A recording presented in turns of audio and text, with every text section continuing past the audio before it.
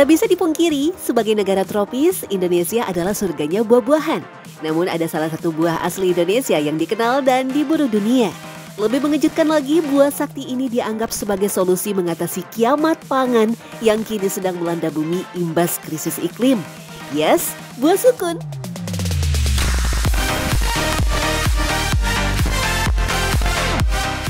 Tanaman sukun banyak ditemukan di berbagai sudut wilayah Indonesia. Buah ini kerap disebut buah roti karena teksturnya yang empuk dan mirip roti setelah dimasak atau digoreng. Sesuai pula dengan namanya dalam bahasa Inggris, breadfruit, yang berarti buah roti.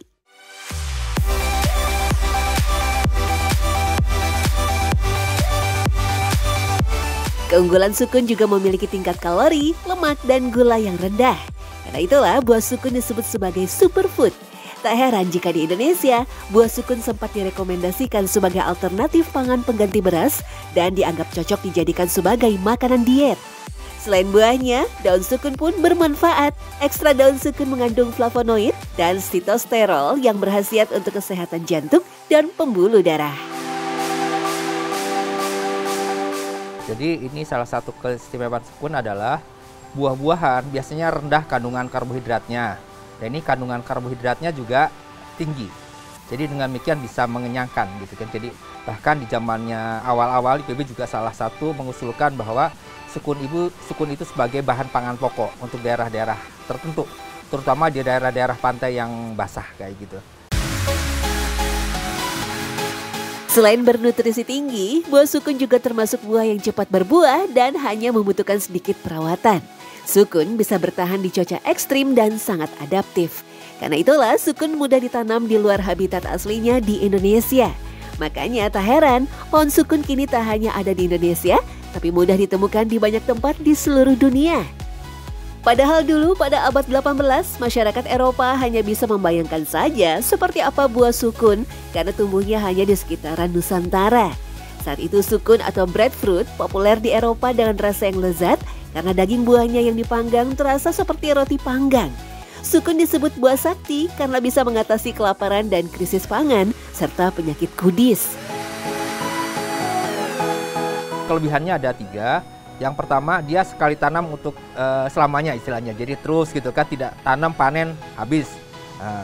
Dan yang kedua adalah dia memang bisa berbuah hampir sepanjang tahun. Jadi kita bisa panen sepanjang tahun. Jadi walaupun ada bulan-bulan tertentu panenannya banyak, bulan-bulan tertentu panennya sedikit, tapi secara umum dia berbuah sepanjang tahun. Dan ketiga, dia juga tumbuh di tempat-tempat yang pemeliharaannya rendah. Jadi biaya untuk pemeliharaannya nggak banyak. Di Indonesia, buah sukun ini memiliki banyak nama. Di Aceh disebut kulu, kalau di Sumatera Barat dinamakan kalawi, sedangkan di daerah timur Indonesia, sukun disebut gomasi maupun umare.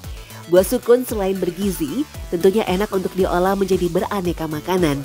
Namun buah sukun yang baik diolah itu adalah buah sukun yang umurnya sudah tua. Terus ada ciri-cirinya, dia keluar bercak putih. Terus duri-durinya juga agak lebar kalau udah tua mah. Enggak, kalau yang muda mah kalau digoreng tuh dia agak genyeh kalau orang Sunda bilang mah. Gitu. Kalau yang tua mah empuk gitu. Buah sukun yang muda rasanya pahit dan banyak getah sehingga sulit untuk diolah maupun dimakan langsung. Karena daging buah sukun empuk, jadi mudah untuk diolah menjadi berbagai macam makanan. Selain digoreng, buah sukun juga bisa diolah menjadi camilan manis seperti getuk. Getuk yang bahan utamanya singkong bisa diganti dengan buah sukun yang sudah dikukus. Beberapa daerah di tanah air juga kerap mengolah sukun jadi berbagai olahan kreatif seperti babengka sukun dan perkedel sukun. Ini karena sukun mengandung banyak karbohidrat seperti tepung dan kentang. Namun olahan sukun yang paling banyak ditemui yaitu keripik sukun maupun sukun kukus yang ditaburi parutan kelapa. Serupa tapi tak sama, pohon sukun dan pohon keluih memang memiliki kesamaan dari bentuk daun maupun tinggi pohonnya. Bahkan bagi kebanyakan orang, buah sukun dan buah keluih hampir sama. Namun sebenarnya ada perbedaan yang mencolok antara buah sukun dan buah keluih. Walaupun buah sukun dan buah keluih bentuknya sama-sama bulat, yang membedakan keduanya adalah kulit luarnya. Buah sukun memiliki kulit buah yang rata dan halus, sedangkan buah kluih memiliki kulit yang kasar, sedikit berduri mirip dengan kulit buah nangka. Selain itu, biji kluih banyak dan besar, dagingnya pun lebih keras. Kalau buah sukun justru tak memiliki biji, daging buahnya lebih empuk. Kalau kluih biasa dimasak menjadi sayur, sedangkan buah sukun bisa digoreng maupun dijadikan aneka olahan lain.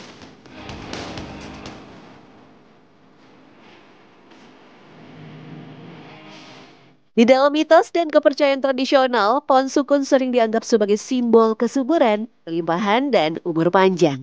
Sementara di India, pohon sukun dianggap sebagai perwujudan dari Dewa Banyan yang melambangkan keabadian dan spiritualitas.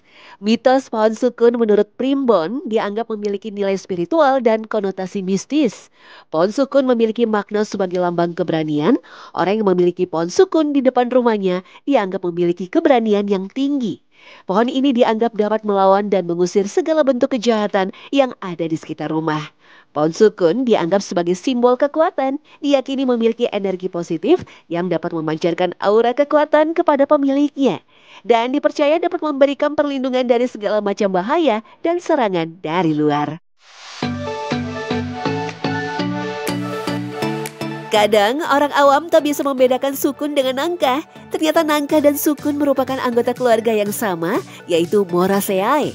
Kedua buah ini tampilannya mirip, tapi berbeda dalam hal rasa, nutrisi, dan biologi tanaman. Buah nangka ternyata merupakan buah yang banyak dicari dan dikonsumsi pada masa pandemi COVID-19. Saat itu banyak orang di dunia yang ketakutan mengkonsumsi daging ayam, sehingga banyak masyarakat dunia beralih ke nangka untuk mencukupi gizi sehari-hari. Buah nangka atau jackfruit ini memiliki nutrisi dan senyawa penting bagi tubuh seperti vitamin A, vitamin C, serat, antioksidan, dan potasium. Sebenarnya pada nangka itu juga seperti pada beberapa buah yang lain, itu mengandung senyawa yang lektin namanya. Lektin dan lektin itu seperti pada nangka itu ada jakalin sama atokarpin. Itu cenderung bisa meningkatkan imunitas tubuh. Bahkan ada beberapa kandungan lain yang pada kayunya itu terbukti bisa menekan pertumbuhan virus. Di daerah Jawa Timur, tepatnya di Prigen, Kabupaten Pasuruan, masyarakat membagi nangka menjadi dua jenis, yakni nangka bubur dan nangka salad. Nangka bubur ukurannya tidak terlalu besar dan daging buahnya agak lebih keras. Nangka bubur yang masih muda biasa dijadikan sayur maupun gudeg. Nangka salad memiliki ciri ukuran buah yang besar dan berat. Nangka yang matang kulitnya akan berubah menjadi lebih oranye. Nangka salak ini memiliki daging buah yang tebal dan rasanya manis seperti madu. Buah nangka ini yang paling enak dimakan langsung, tapi nikmat juga diolah menjadi manisan atau kue. Uniknya nangka yang siap panen wajib ditutup dengan karung. Ini tujuannya agar nangka tidak dimakan lalat buah yang bisa membuat buahnya cepat membusuk. Untuk memanen nangka, biasanya menggunakan tangga dan tali. Buah nangka yang sudah matang akan dibuka karung dan diikat. Setelah diikat, buah nangka akan diturunkan ke bawah menggunakan tali tambang. Buah nangka dari Jawa Timur memang terkenal dengan buah yang besar-besar dan daging buahnya yang manis. Meski berkhasiat, memakan buah nangka tidak boleh berlebihan ya, karena buah nangka mengandung gas yang cukup tinggi. Sebenarnya kalau bisa dipanen jangan terlalu matang, karena menjelang mature. Jadi pada pertumbuhan yang ini. Nah biasanya suaranya ukurannya udah besar, ukurannya udah cukup besar, lalu kulitnya udah merenggang. Kelihatan dan cenderung menguning kulitnya, tapi itu jangan terlalu matang juga. Kalau terlalu matang tadi karbohidratnya mulai dirubah menjadi gula, itu nggak bagus.